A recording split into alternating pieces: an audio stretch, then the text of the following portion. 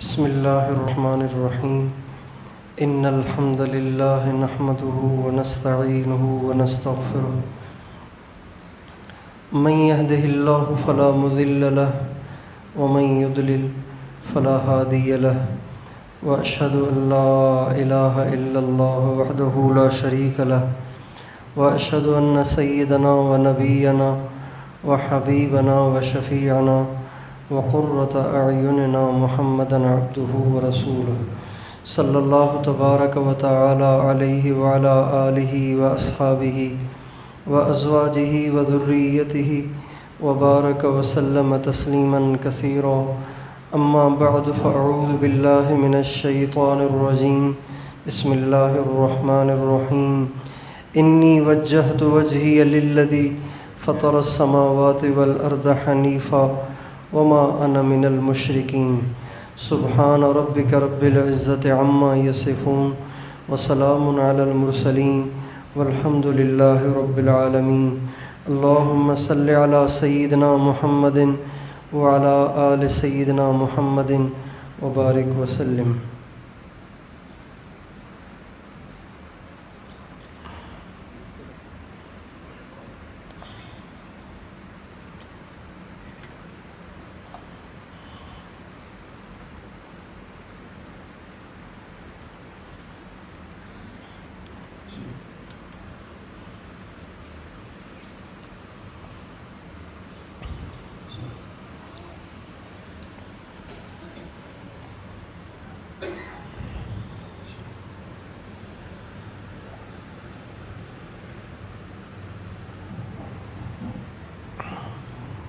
میرے محترم بھائی اور دوستو، اسلام کی خصوصیت اور اسلام کا در امتیاز، وہ چیز جو اسلام کو باقی مذاہب سے الگ کرتی ہے وہ توحید ہے۔ اللہ کو یہودی بھی مانتے ہیں، اللہ کو عیسائی بھی مانتے ہیں، اللہ کو ہندو بھی مانتے ہیں، اللہ کو بدھ مت بھی مانتے ہیں۔ سارے مذاہب میں اللہ کا تصور ہے، اللہ کو مانا جاتا ہے۔ یہ تو قریب کا فتنہ ہے کہ جس میں اللہ سے انکار کیا جاتا ہے، جس کو دہریت کہا جاتا ہے، ورنہ آج تک جتنے مذاہب ہوئے ان تمام مذاہب میں اللہ کا تصور موجود ہے۔ لیکن یہودی کہتے ہیں اللہ بھی ہے، اللہ کے ساتھ اور بھی ہے۔ عیسائی بھی یہی کہتے ہیں اللہ بھی ہے، اللہ کے ساتھ اور بھی ہے۔ مشرکین مکہ وہ بھی کہا کرتے تھے اللہ تو ہے لیکن اللہ کے ساتھ 360 بھی ہیں۔ اور ایسے ہی سارے مذاہب ہیں، ساری دنیا کے جتنے مشرک ہیں وہ اللہ کو مانتے ہیں۔ مشرک کسے کہتے ہیں؟ مشرک کسے کہتے ہیں؟ جو اللہ کے ساتھ کسی کو شریک ٹھہرائے، جو پارٹنرشپ کا قائل ہو، اس کو مشرک کہتے ہیں۔ اسلام کا در امتیاز، اسلام کی خصوصیت، اسلام کا خاصہ یہ ہے کہ اسلام نے یہ پیغام دیا نبی اکرم صلی اللہ علیہ وسلم کے ذریعے سے ہمیں اور آپ کو، قرآن پاک اور احادیث کے ذریعے سے، کہ اللہ ایک ہے، اللہ کے ساتھ کوئی نہیں ہے۔ اللہ کو ایک مانا جائے، اللہ کے ساتھ کسی کو شریک نہ ٹھہرایا جائے۔ جس زمانے میں ہمارے نبی نے یہ آواز اٹھائی، اس زمانے میں یہ تصور نہیں تھا کہ یوں کہا جائے کہ صرف اللہ اور کوئی نہیں، اس لیے کہ جدی پشتی طور پر صدیوں سے وہ اللہ کے ساتھ 360 بتوں کو مانتے تھے، جن کو انہوں نے بیت اللہ کے اندر رکھا ہوا تھا۔ چونکہ سال کے دن 360 ہیں، لہٰذا انہوں نے 360 بت رکھے ہوئے تھے تاکہ روزانہ ایک نئے بت کی عبادت کی جائے اور پرستش کی جائے۔ جب ہمارے نبی نے یہ پیغام اٹھایا تو ہمارے نبی نے بھی بغیر کسی حکمت عملی کے اور بغیر کسی پلاننگ کے، بغیر کسی سوچ و بچار کے اس آواز کو نہیں اٹھایا، آپ نے بڑے خوبصورت انداز سے اس آواز کو اٹھایا۔ آپ علیہ السلام نے اپنے رشتہ داروں کی دعوت کی، بکری کا بچہ ذبح کیا اور اپنے رشتہ داروں کو اکٹھا کیا اور ان کو کھانا کھلایا۔ آپ کا پروگرام یہ تھا کہ جب یہ سارے کھانا کھا چکیں گے تو آخر کوئی تو مجھ سے پوچھے گا، بھائی نہ کوئی شادی ہے، نہ کوئی عقیقہ ہے، نہ کوئی اور موقع ہے، آپ نے کھانا کھلایا، دعوت کی ہے، کوئی بات کہنا چاہتے ہیں آپ؟ تو آپ کے ذہن میں یہ تھا جب وہ مجھ سے پوچھیں گے تو میں اپنے دل کی بات یعنی توحید کا پیغام ان کو سنا دوں گا۔ لیکن اللہ کی شان، جب کھانا کھانے بیٹھے تو ادھر ادھر کی باتیں اتنی چلیں کہ لغویات اور فضولیات میں سارا ٹائم ضائع ہو گیا، اور وہ جو آئے تھے وہ سارے کھانا بھی کھا گئے، باتیں بھی کر گئے، ٹائم بھی ضائع کر گئے اور ایسے ہی واپس چلے گئے، اور ہمارے نبی کو دعوت دینے کا موقع ہی نہیں ملا۔ آپ علیہ السلام نے کچھ دن کے بعد پھر ایک بکری کو ذبح کیا اور آپ نے کھانا پکایا، رشتہ داروں کو بلایا اور ان کو کھانا کھلایا۔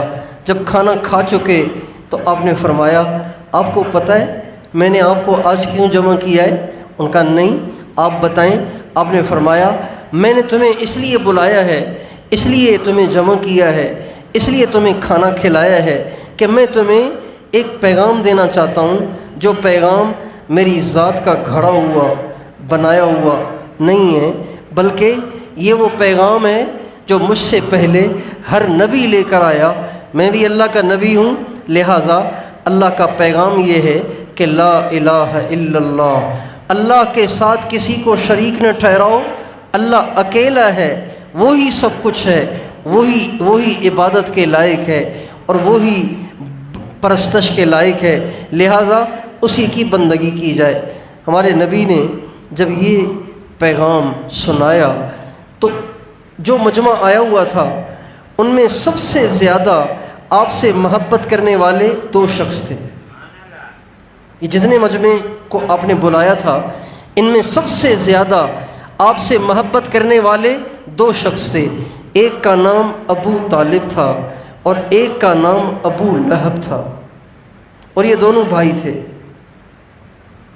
جب آپ نے یہ پیغام سنایا تو سب سے پہلے آپ کا چچا ابو لہب کھڑا ہوا اور اپنی چادر کو جھاڑتے ہوئے کھڑا ہوا اور ایک کنکریوں کی مٹھی اٹھائی اور اسے آپ علیہ السلام کی طرف پھینکا اور کہا، تبًّا لک یا محمد الہٰذا جمعتنا، محمد تو ہلاک ہو جائے، تو ہلاک ہو جائے، تو نے ہمیں اس لیے جمع کیا ہے۔ یہ اس نے ہمارے نبی کے ساتھ زیادتی کی، بدتمیزی کی اور گستاخی کی۔ پیار کرنے والا چچا سب سے پہلے مخالف ہوا۔ جب چچا ہی مخالف ہو گیا، گھر کا آدمی ہی مخالف ہو گیا تو اوروں کو شہ مل گئی اور دوسرے پھر دلیر ہو گئے اور زیادہ سے زیادہ آپ کی مخالفت کرنے لگے۔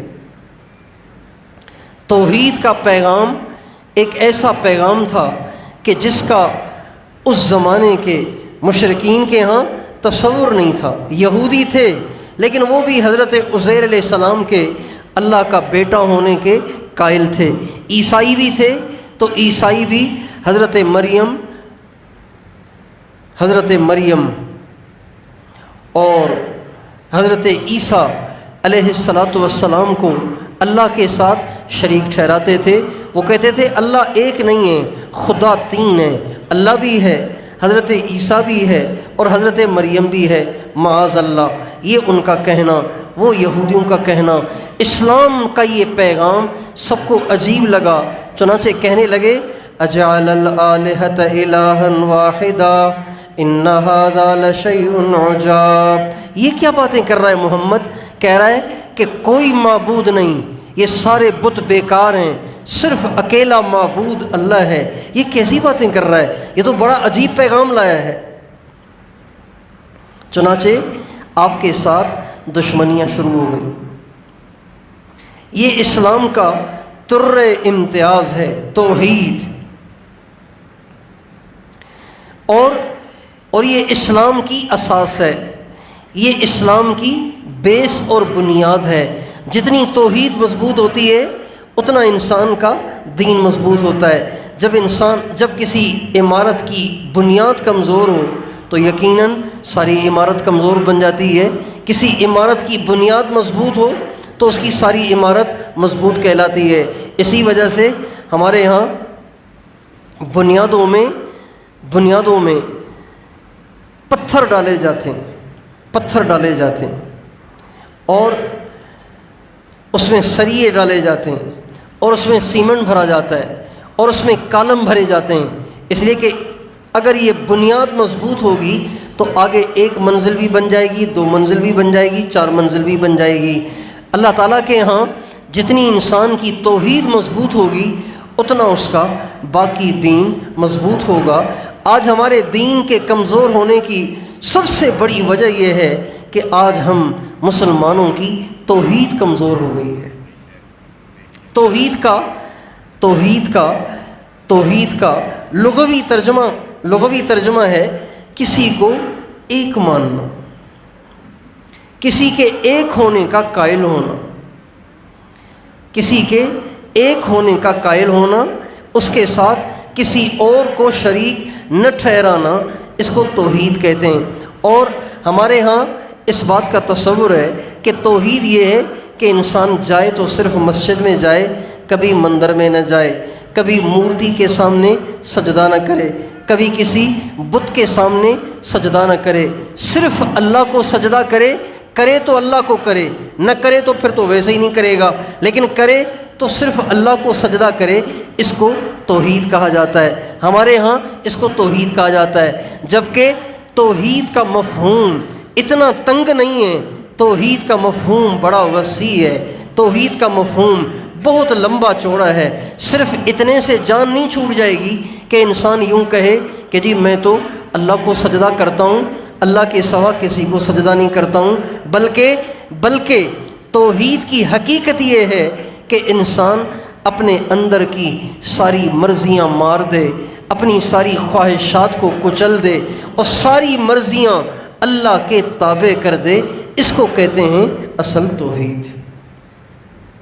علامہ اقبال کہتے ہیں توحید تو یہ ہے کہ خدا حشر میں کہہ دے یہ بندہ 2 عالم سے خفا میرے لیے ہے۔ توحید یہ ہے کہ اللہ قیامت کے دن جب ساری دنیا کے لوگ پیش ہوں تو اللہ کہے یہ جو بندہ ہے نا ساری دنیا سے ٹوٹا پڑا ہے، ساری دنیا سے بچھڑا ہوا ہے، ساری دنیا سے کٹا ہوا ہے، اور اس کا اور کوئی قصور نہیں ہے، بس یہ اس کا قصور یہ ہے کہ یہ مجھے چاہتا ہے۔ اب دنیا کہتی ہے بھئی شادیاں کرو تو اس میں رسمیں بھی ہونی چاہیے، رواج بھی ہونے چاہیے، فیشن بھی ہونا چاہیے، گانا بجانا بھی ہونا چاہیے، ناچ بھی ہونا چاہیے، بے حیائی، بے پردگی اور مرد عورت کا ایک کٹھا اجتماع بھی ہونا چاہیے، یہ ساری بدکاریاں ہونی چاہیے، لیکن یہ کہہ رہا ہے اجی میں تو یہ کر نہیں سکتا، لہٰذا ساری دنیا اس سے روٹ گئی، سارے رشتہ دار اس سے روٹ گئے، سارے لوگ اس سے کٹ گئے۔ اللہ کہیں کل قیامت کے دن اللہ کہیں کہ میرے اس بندے سے رشتہ دار بھی خفا، اس کے اپنے بھی خفا، اس کے پرائے بھی خفا، صرف میرے لیے۔ علامہ اقبال کہتے ہیں یہ اصل توحید ہے۔ قرآن پاک کے اندر اللہ تعالیٰ نے جس شخص اور جس ہستی اور جس شخصیت کی توحید کی خود تعریف فرمائی ہے وہ حضرت ابراہیم علیہ السلام۔ اللہ تعالیٰ نے جتنے انبیاء بھیجے وہ سارے موحد تھے، وہ سارے توحید کے قائل تھے، وہ سارے توحید کا پیغام لے کر آئے تھے، وہ سارے توحید کے داعی تھے، لیکن سب سے زیادہ جس نبی نے ہمارے نبی سے پہلے انبیاء میں سے توحید کے ثبوت پیش کیے وہ حضرت ابراہیم ہے۔ اور یہ ان کا حال بڑھاپے میں جا کر نہیں ہوا، وہ بچپن سے ہی ایسے تھے۔ قرآن پاک میں اللہ تعالیٰ کہتے ہیں جب میرا ابراہیم ابھی چھوٹا تھا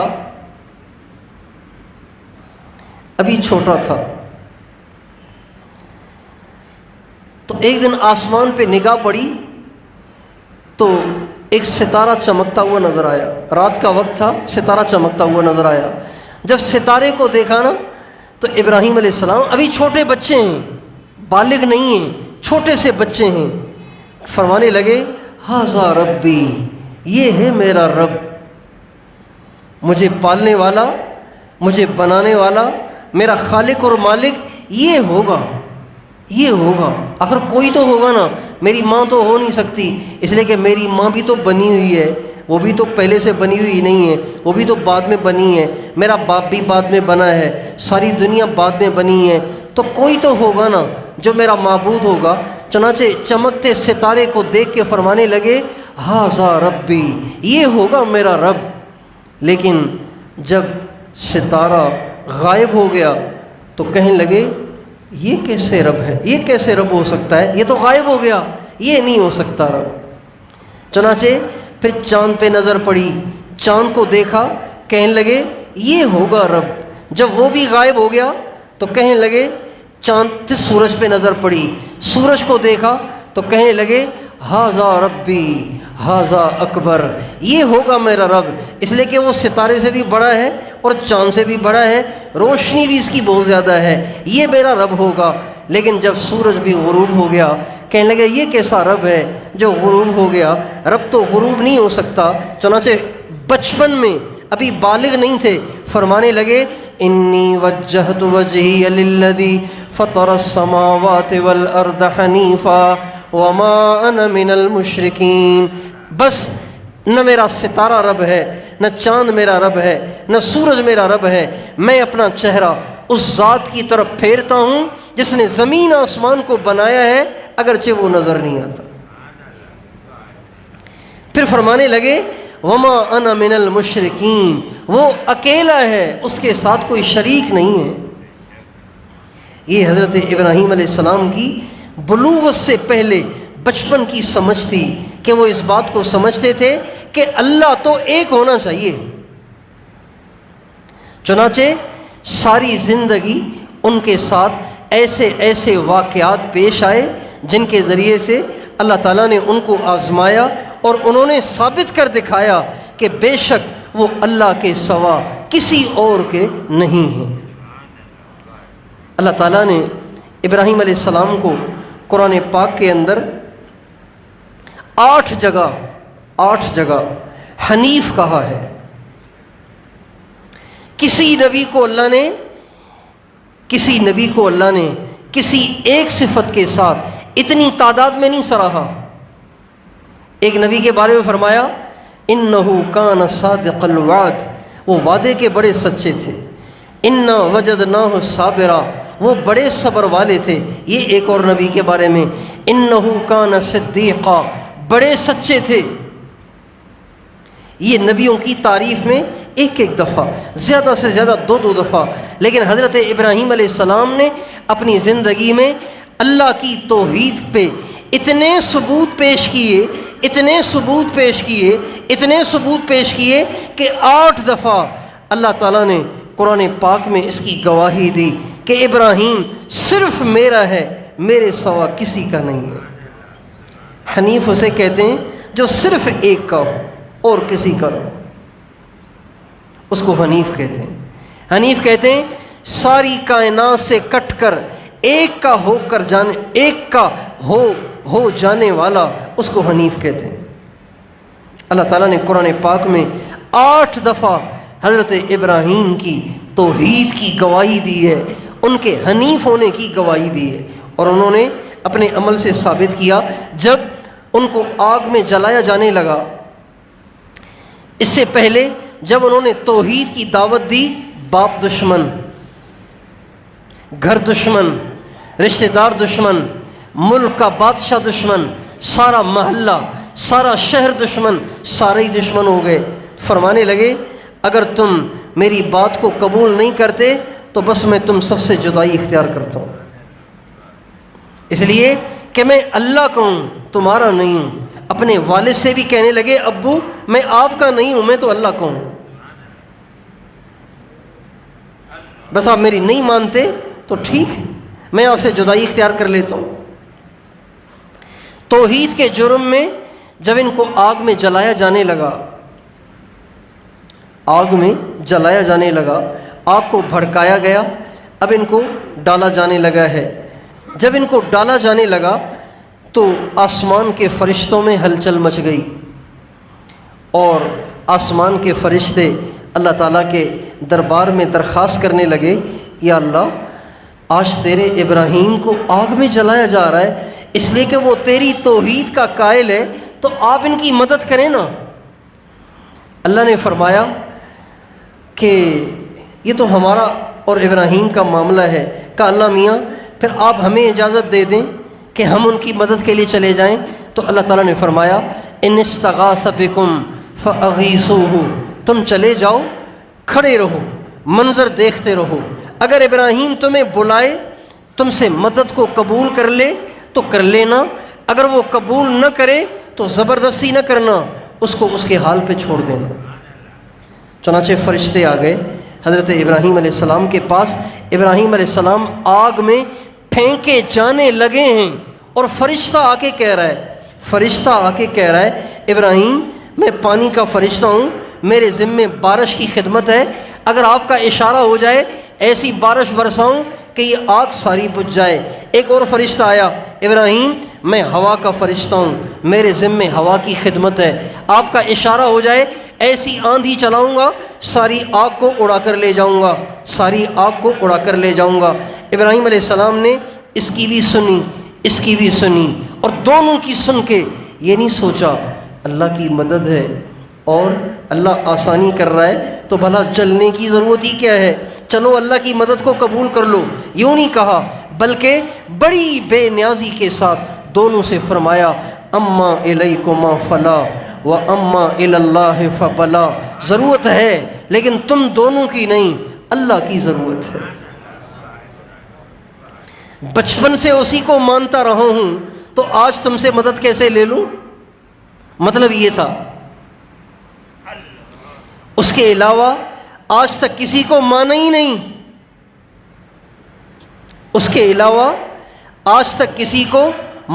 نہیں، اگر آج تم سے مدد وصول کر لوں تو پھر تمہارا بندہ ہوا، اللہ کا تو نہ ہوا،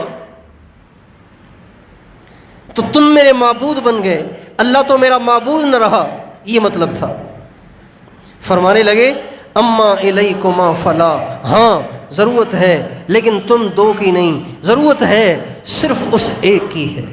ہاں اگر وہ مجھے جلائے جانے پہ راضی ہے تو ابراہیم بھی جلنے پہ راضی ہے، اور اگر وہ مجھے بچانا چاہے گا تو پھر تمہیں استعمال کرنے کی حاجت نہیں ہوگی، وہ خود ہی مجھے اپنے کرم سے بچائے گا۔ چنانچہ حضرت عبداللہ ابن عباس کہتے ہیں جب ان کو آگ میں پھینکا جانے لگا تو آخری کلمات جو حضرت ابراہیم کی زبان پہ تھے وہ یہ تھے حسبی اللہ و نعم الوکیل، بس مجھے وہ کافی ہے، میرا اللہ کافی ہے، وہ بہترین کارساز ہے۔ یہ کہتے ہوئے آگ میں پھینکے گئے۔ جب آگ میں پھینکے گئے تو اللہ تعالیٰ نے بھی جب دیکھا کہ یہ کسی اور کو استعمال ہی کرنا نہیں چاہ رہا، چنانچہ اللہ تعالیٰ نے براہ راست آگ کو حکم فرما کے آگ کو ٹھنڈا کر دیا اور دنیا کو دکھا دیا جو اللہ پہ بھروسہ کرتا ہے وہ کبھی بے آسرا نہیں ہوتا۔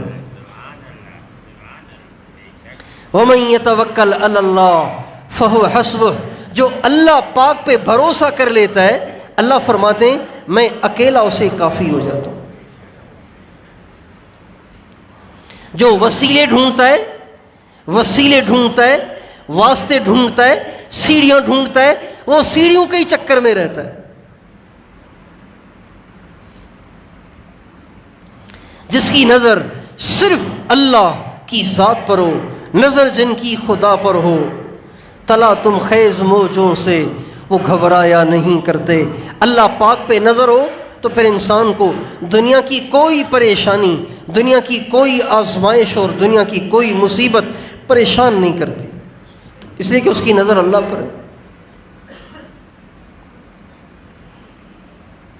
ہمارے ہاں سندھی کے بوڑھے کہا کرتے تھے بابا اللہ بھلی کندو. اب نہیں کہتے، آج کل کے لوگ نہیں کہتے، وہ کہتے تھے بابا اللہ بھلی کندو، یعنی اللہ اچھا کرے گا، اللہ اچھا کرے گا. اسلام کی اساس، اسلام کی بنیاد، اسلام کی بیس وہ توحید ہے. پیران پیر شیخ عبد القادر جیلانی رحمۃ اللہ علیہ، جنہیں غوث اعظم کہا جاتا ہے، غوث اعظم، غوث بزرگی کی انتہا کو کہتے ہیں.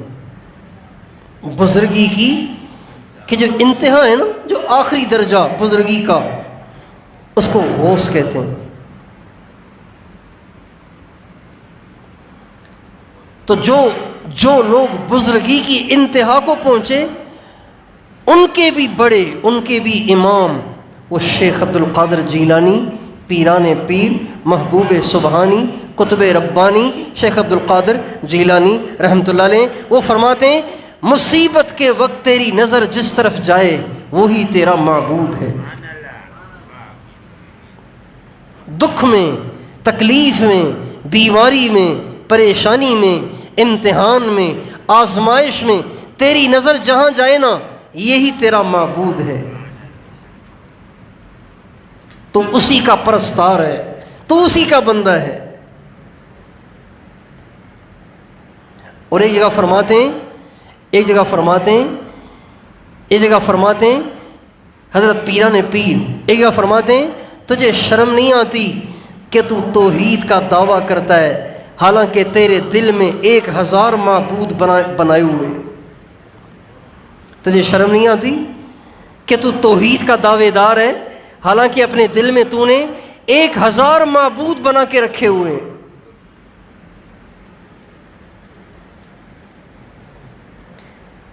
یہ مسئلہ ہو تو اس کے پاس جانا ہے، یہ مسئلہ ہو تو اس کے پاس جانا ہے، یہ مسئلہ ہو تو اس کے پاس جانا ہے، یہ پریشانی آئے تو اس کو سنانی ہے، وہ پریشانی آئے تو اس کو سنانی ہے. کتنے ہزار معبود ہم نے اپنے دل میں بنا کے رکھے ہوئے ہیں. پیران پیر فرماتے ہیں تجھے شرم نہیں آتی کہ تو توحید کا دعوے دار ہے حالانکہ پریشانی میں اللہ کو چھوڑ کے کسی اور کی طرف مائل ہوتا ہے.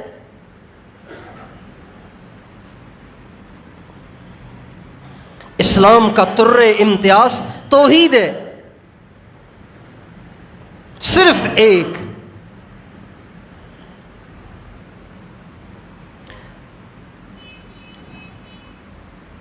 صرف ایک کا مطلب کیا؟ یہ نہیں کہ صرف ایک کے سامنے جھکنا ہے، نہیں، صرف ایک ہی کے سامنے جھکنا ہے، صرف ایک ہی کو جانا ہے، صرف ایک ہی سے پیار کرنا ہے، صرف ایک ہی پہ جان دینی ہے، صرف ایک ہی کو مقصد بنانا ہے، صرف ایک ہی سے امیدیں لگانی ہے، صرف ایک ہی کی دوڑ لگانی ہے، صرف ایک ہی سے ڈرنا ہے، صرف ایک ہی پہ بھروسہ کرنا ہے.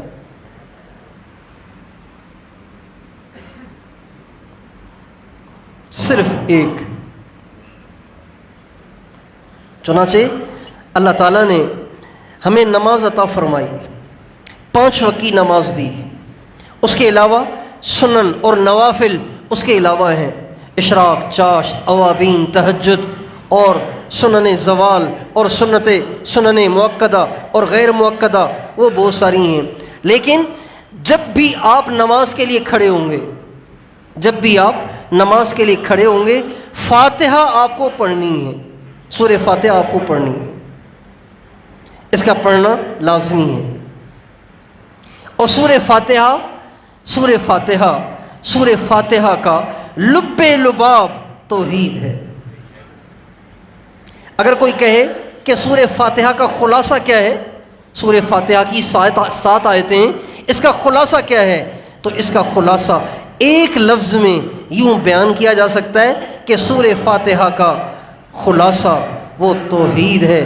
ایاک نعبد و ایاک نستعین، تجھ ہی کو پوجیں گے، تیری ہی پرستش کریں گے، اور اے اللہ جب مدد کی ضرورت ہوئی تو تجھے ہی پکاریں گے اور کسی کو نہیں پکاریں گے. ابراہیم علیہ السلام کی توحید بڑی پکی ہے.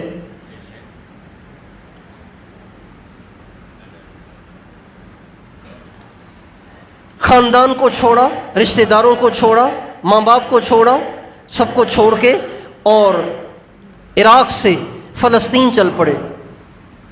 عراق سے چل پڑے فلسطین، رہنے والے عراق کے تھے، وہاں سے چل پڑے فلسطین کی طرف. فلسطین گئے، راستے میں مصر سے گزر ہوا، اللہ تعالیٰ نے شادی کروا دی حضرت ہاجرہ سے. حضرت ہاجرہ مصر کے بادشاہ کی بیٹی تھیں. لمبا واقعہ ہے. ابراہیم علیہ السلام سے ان کی شادی ہوئی.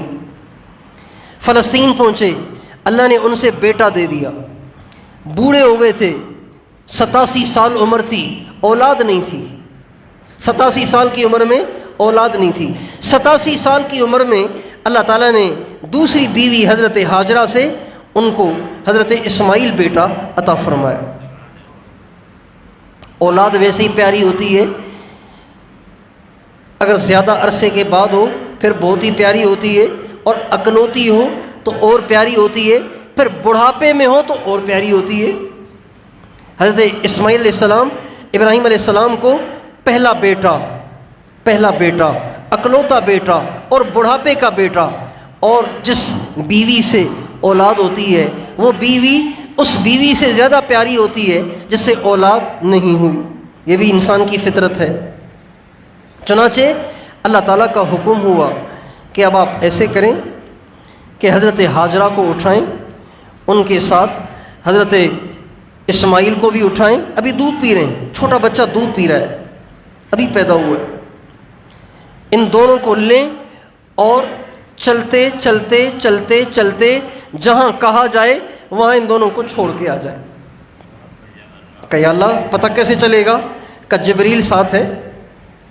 جبریل علیہ السلام انسان کی شکل میں اونٹنی پہ سوار، آگے آگے حضرت ابراہیم، حضرت ہاجرہ، دودھ پیتا بچہ اسماعیل گود میں لیے. چل سو چل، چل سو چل، چل سو چل، چلتے چلتے چلتے چلتے 1 مہینے کی مسافت طے کرتے کرتے ایسی جگہ پہنچے جہاں ہر طرف کالے پہاڑ، ہر طرف وحشت ہی وحشت، تنہائی ہی تنہائی، نہ پانی کا کوئی چشمہ، نہ سائے دار کوئی درخت ہے، نہ پھلدار کوئی درخت ہے، نہ کوئی آبادی ہے، نہ کوئی شہر ہے، نہ کوئی بستی ہے، کوئی رہنے کا سامان نہیں. جب وہاں پہنچے تو جبریل نے کہا یہاں ان کو اتار کے آپ واپس چلے جائیں. یہ کہہ کر حضرت جبریل بھی غائب ہو گئے. حضرت جبریل ہوں تو ابراہیم پوچھیں یار یہاں کیسے چھوڑ دوں بھائی، یہاں تو کچھ ہے ہی نہیں. یہ کہہ کے وہ غائب ہو گئے. ناچار بیوی کو اس حال میں وہیں اتارنا پڑا اور بیٹے حضرت اسماعیل کو ان کے گود میں پکڑایا، تھوڑا سا ستو، تھوڑا سا پانی ان کے حوالے کیا. لیکن یہ بھی کہا گیا تھا جب ان کو چھوڑ کے آؤ تو ان سے باتیں نہیں کرنا، بس چھوڑ کے چپ کر کے واپس آ جاؤ. اب حضرت ہاجرہ کو حضرت ابراہیم نے جب اس ریگستان میں کالے پہاڑوں کے بیچ چھوڑ کے جانے کا ارادہ کیا اور جانے لگے تو حضرت ہاجرہ بہت پریشان ہوئی. کہنے لگی ابراہیم آپ ہمیں یہاں چھوڑ کے جا رہے ہیں، آپ بھی جا رہے ہیں، آپ نے رہنا نہیں ہمارے ساتھ، آپ بھی جا رہے ہیں، ہمیں یہاں چھوڑ رہے ہیں. بڑی حیران. اور حضرت ابراہیم بھی گھبرائی نہیں رہے، جا رہے ہیں. حضرت ہاجرہ نے جب یہ دیکھا کہ یہ سن نہیں رہے، مان نہیں رہے، جواب نہیں دے رہے، تو بچہ گود میں ہے اور ساتھ ساتھ چل رہی ہیں اور کہہ رہی ہیں ابراہیم مجھ سے کوئی غلطی ہو گئی تھی کہ آپ مجھ سے ناراض ہو کے مجھے یہاں چھوڑنے آ گئے تھے. اگر کوئی غلطی ہو گئی ہے میں معافی چاہتی ہوں، آپ مجھے معاف کر دیں. آپ مجھے اس ریگستان میں، اس سنسان میں، اس وحشت میں کس کے حوالے کر کے جا رہے ہیں؟ یہ کہہ رہی ہیں اور منت سماجت کہہ رہی ہیں. لیکن ابراہیم کریں تو کیا کریں کہ اللہ کی طرف سے بولنا بھی ان کو منع ہے. چلتے چلتے 3-4 میل تک حضرت ہاجرہ اسی طرح حضرت ابراہیم کی منت سماجت کرتی کرتی ان کے ساتھ چلتی رہیں. کافی دیر جب چل چکیں تو دل میں خیال آیا خاوند تو ہیں لیکن خلیل اللہ بھی تو ہیں، اللہ کے نبی بھی تو ہیں، تو اللہ کا نبی اللہ کے کہے بغیر تو کبھی کچھ نہیں کرتا، اور اللہ کا نبی ظالم بھی نہیں ہو سکتا، تو کہیں ان کو اللہ نے تو نہیں کہا؟ تو کہنے لگیں اللہ امرک ابراہیم، کہیں اللہ نے تو نہیں کہا کہ ہمیں یہاں چھوڑ جاؤ؟ تو حضرت ابراہیم نے گردن کو ہلایا اور فرمایا ہاں مجھے اللہ نے کہا ہے۔ واہ حضرت ہاجرہ واہ، فرمانے لگیں اذن لا یضیعن اللہ، ابراہیم اگر اللہ نے کہا ہے پھر آپ بے شک چلے جائیں، بے شک آپ مطمئن ہو کے چلے جائیں، جو اللہ ہمیں یہاں چھڑوا رہا ہے وہ اللہ ہمیں ضائع نہیں کرے گا۔ موحد کی بیوی بھی تو موحد ہوگی نا۔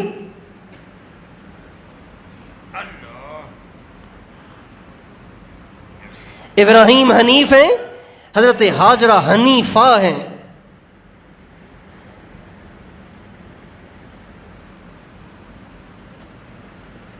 اذن لا یضیعن اللہ، اللہ ہمیں ضائع نہیں کرے گا۔ آپ ٹینشن نہ لیں، چلے جائیں۔ اللہ اکبر، خود تو مطمئن ہو گئی، خاوند کو بھی مطمئن کر کے بھیج رہی ہیں۔ لیکن ابراہیم علیہ السلام تھے تو انسان، اللہ کے خلیل تھے لیکن تھے تو انسان۔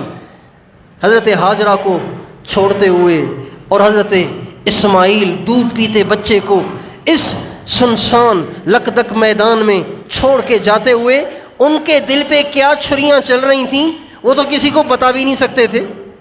اگر وہ ظاہر کریں تو حضرت ہاجرہ بے ہمت ہو جائیں، وہ ظاہر بھی نہیں کر رہے۔ لیکن جب ان دونوں کو رخصت کر کے خود آگے دور دراز چلے گئے، جب دور دراز چلے گئے تو پھر جا کے اللہ تعالیٰ سے دعا کی، اے اللہ انی اسکنت من ذریتی بواد غیر ذی زرع عند بیتک المحرم، اے اللہ میں اپنی بیوی اپنے بچے کو تیرے آسرے پہ چھوڑ کے جا رہا ہوں تاکہ یہ نمازیں قائم کریں۔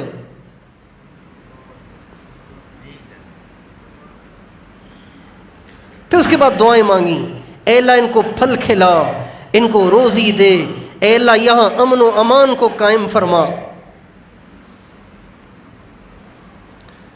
اور لوگوں کے دل ان کی طرف مائل فرما کہ یہاں آبادیاں ہو جائیں، آبادیاں ہو جائیں۔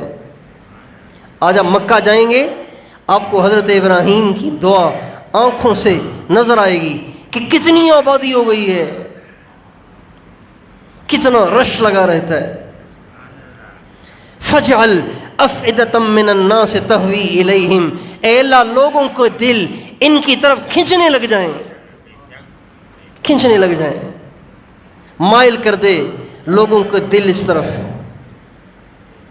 اور یہ کہہ کے چلے گئے اور اپنی توحید کا ثبوت دے دیا کہ ابراہیم بیوی کے نہیں ہیں، ابراہیم اپنے بچے کے نہیں ہیں، ابراہیم اپنی بیوی اور بیٹے کے نہیں ہیں، ابراہیم صرف اللہ کے۔ 5 سال کے بعد اللہ تعالیٰ نے فرمایا ابراہیم جاؤ جا کے بیٹے سے مل کے آؤ، بیوی سے بھی مل کے آؤ، بیٹے سے بھی مل کے آؤ، لیکن وہاں جا کے بیٹے کے گلے پہ چھری چلا کے آؤ۔ واہ عجیب،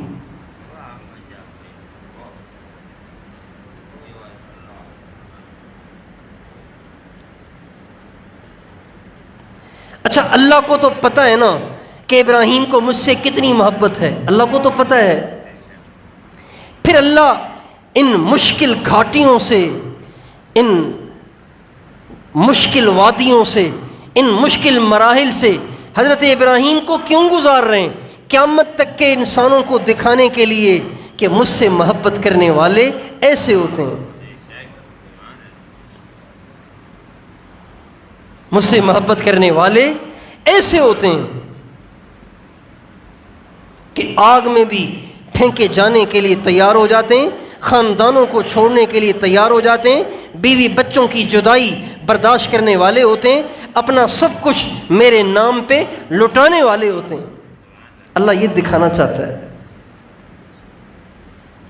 مجھے اور آپ کو دکھانا چاہتا ہے، ان سارے مسلمانوں کو دکھانا چاہتا ہے جو اللہ سے محبت کے دعوے دار بھی ہیں مگر فجر میں ان سے نہیں اٹھا جاتا، اللہ سے محبت کے دعوے دار بھی ہیں، ان کی نگاہیں ان کے قابو میں نہیں ہیں، ان کی نگاہیں نہیں جھکتی، اللہ سے محبت کے دعوے دار ہیں مگر ان کی زبانیں قابو میں نہیں ہیں، اللہ سے محبت کے دعوے دار ہیں لیکن وہ حرام سے بھی نہیں بچ پاتے، اللہ سے محبت کے دعوے دار ہیں، توحید کے دعوے دار ہیں لیکن وہ حرام سے ہی دستبردار ہونے کو تیار نہیں ہیں۔ دنیا کے انسانوں کو پیغام دینے کے لیے حضرت ابراہیم علیہ السلام کو اللہ تعالیٰ نے ان سارے مراحل سے گزارا۔ ابراہیم علیہ السلام کو جب بچے کو ذبح کرنے کا حکم ہوا تو مجال ہے کہ پس و پیش فرمائیں، وہیں سے چلے، چل چل چل چل مکہ معظمہ پہنچے، جواں پہنچے، بیوی سے ملے، کھانا وانا کھایا، بیٹھے، بات چیت ہوئی، باتوں باتوں میں بیوی سے فرمانے لگے میرے بچے کو نہلاؤ دھلاؤ، اچھے کپڑے تو پہناؤ، میں اس کو دوست سے ملوانے لے کر جانا چاہتا ہوں، دوست سے ملوانے لے کر جانا چاہتا ہوں۔ تو اہلیہ نے بڑی خوشی خوشی جلدی جلدی بچے کو کپڑے پہنائے۔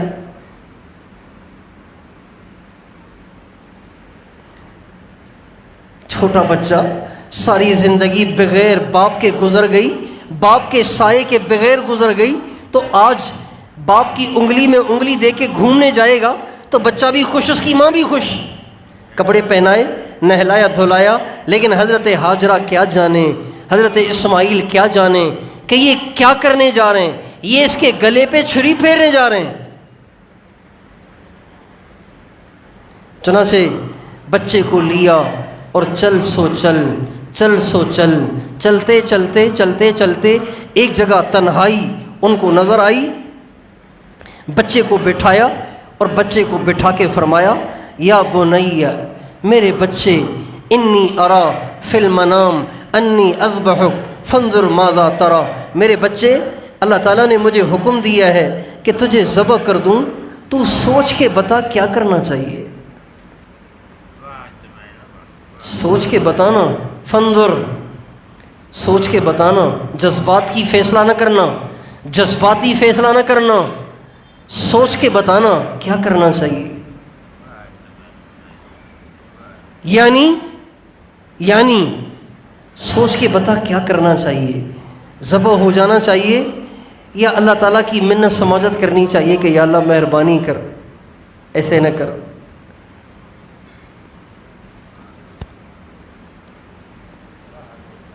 اللہ اکبر، بیٹے نے یوں نہیں کہا ابو آپ تو اللہ کے خلیل ہیں، اللہ کی منت سماجت کریں نا، مجھے ذبح کر کے کیا ملے گا اسے، اگر میرا گلا کٹ بھی گیا اللہ کو کیا ملے گا، میرا گلا کٹوا کے اب اللہ کی منت سماجت کریں نا کہ میری جان چھوٹ جائے، یوں نہیں کہا بلکہ بڑی بشاشت سے فرمانے لگے یا ابت فعل ما تؤمر ستجدنی انشاء اللہ من الصابرین، ابو آپ وہ کریں جس کا اللہ نے کہا، آپ دیکھنا آپ کا بیٹا صبر کر کے دکھائے گا۔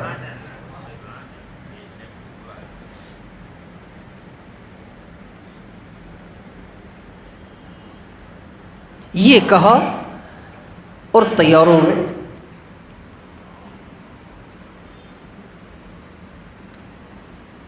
تیار ہو گئے اور کہا ابو لائیں چھری، کاٹیں گلا۔ ابراہیم علیہ السلام بھی سوچ رہے تھے بڑا دلیر بچہ ہے،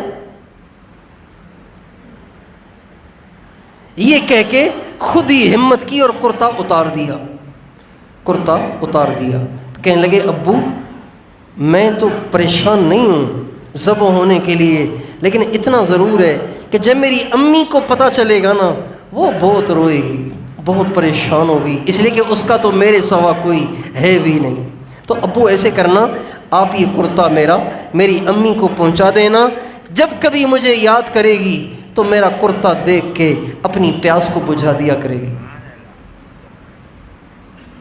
پھر کہا ابو آپ نا اپنی آنکھوں پہ پٹی باندھ لیں، اس لیے کہ ایسے نہ ہو کہ مجھے ذبح ہوتا اور میرے گلے سے خون کو نکلتا دیکھ کر آپ کو رحم آ جائے اور آپ پوری چھری نہ پھیر پائیں، اللہ کا حکم نہ ٹوٹ جائے، لہٰذا آنکھوں پہ پٹی باندھ کے بے دھڑک چھری پھیر دیں تاکہ اللہ کا حکم پورا ہو جائے۔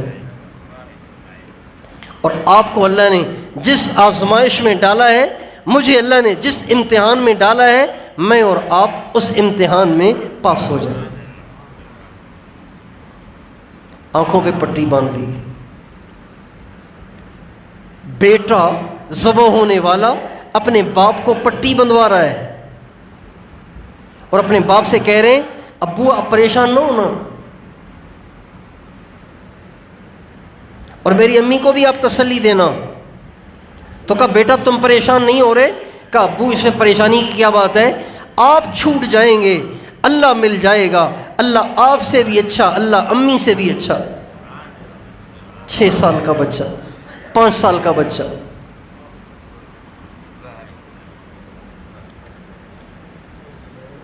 دنیا چھوٹ جائے گی، جنت مل جائے گی، اور جنت دنیا سے اچھی ہے۔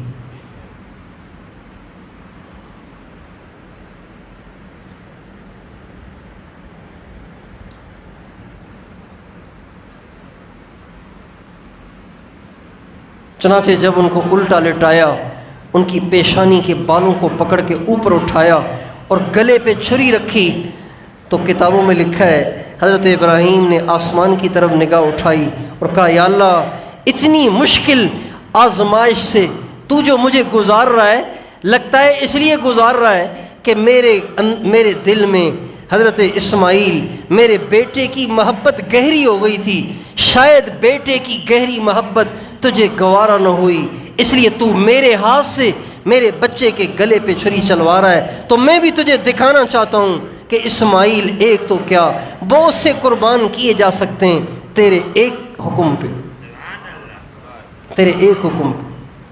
چنانچہ یہ کہہ کے گلے پہ چھری پھیر دی۔ حضرت ابراہیم سمجھ رہے میں نے اپنے بیٹے کے گلے پہ چھری پھیر دی۔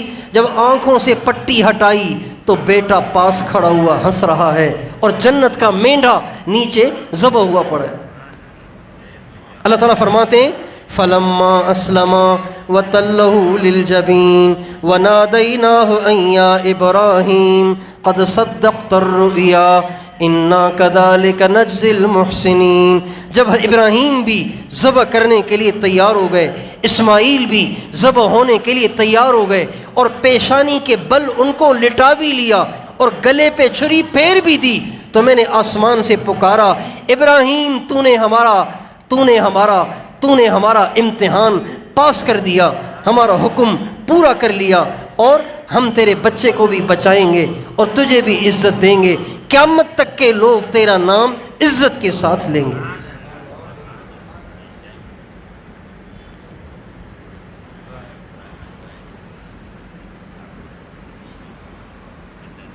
یہ توحید ہے،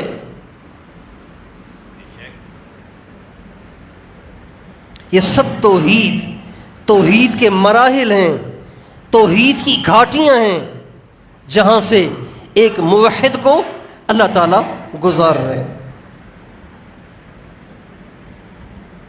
میرے دوستو، آج میں اور آپ اپنے دل کی خبر لیں کہ ہمارے دل کا کعبہ کون ہے، ہمارے دل کا قبلہ کون ہے، کون ہمیں یاد آتا ہے پریشانیوں میں، مصیبتوں میں، تکلیفوں میں، بیماریوں میں، کس کی طرف نظر جاتی ہے؟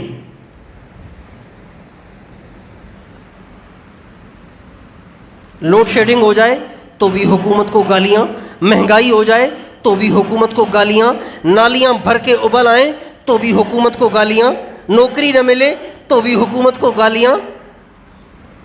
یہ توحید نہیں ہے۔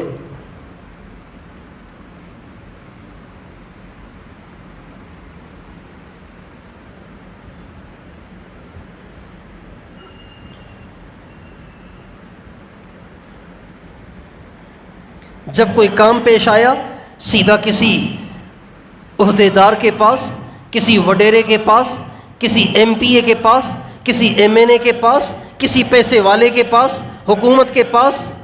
یہ توحید نہیں ہے. توحید یہ ہے کہ ہر مسئلے، ہر پریشانی، ہر مصیبت میں اس ایک کو پکارنا جس کو سارے نبیوں نے پکارا، سارے نبیوں نے اسے پکارا،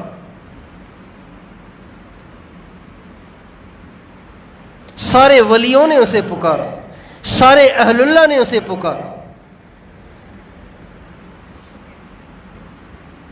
وہ کون ہے سب بتاؤ؟ وہ کون ہے؟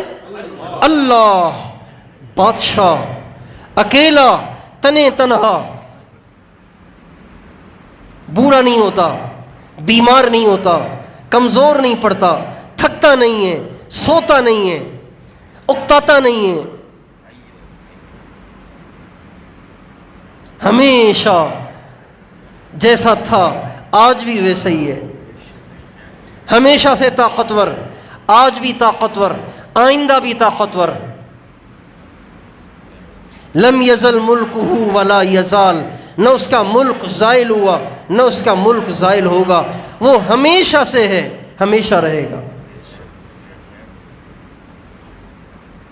یہ بچپنا، بڑھاپا اور جوانی یہ تو ہمارے ہیں، اللہ ان سے پاک ہے.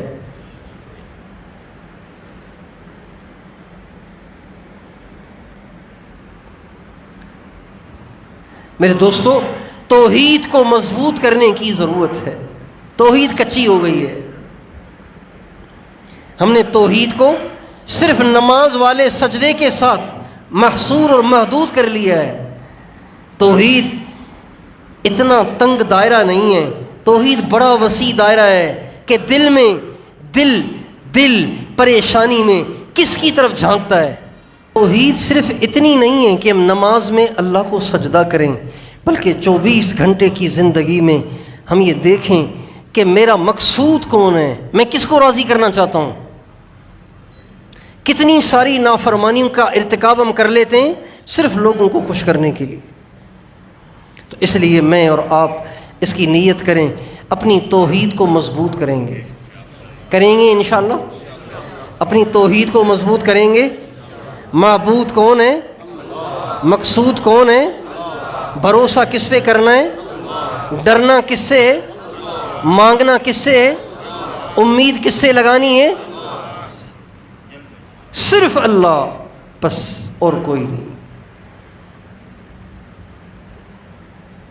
اللہ مل گیا تو سب کچھ مل جائے گا، اللہ نہ ملا تو کچھ نہیں ملے گا. اللہ تعالیٰ توفیق عطا فرمائے. اپنے گھروں میں اس کے تذکرے ہوں، جہاں بیٹھیں اس کے تذکرے ہوں. جس چیز کے تذکرے ہوتے ہیں وہ چیز وجود میں آتی ہے. اتنے اللہ کے تذکرے ہوں اپنے گھروں میں، اپنے بچوں کے سامنے، اپنی عورتوں کے سامنے، کہ جب کبھی ضرورت پیش آئے، پریشانی آئے، مصیبت آئے، فوراً ہمارا سارا گھرانہ اللہ کی طرف متوجہ ہو، ادھر ادھر متوجہ نہ ہو.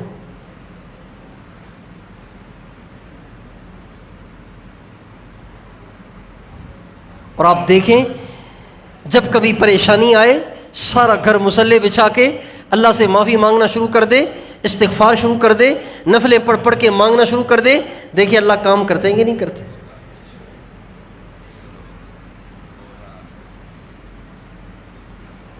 کوشش فرمائیں گے انشاءاللہ. اللہ تعالیٰ مجھے اور آپ کو توفیق عطا فرمائے.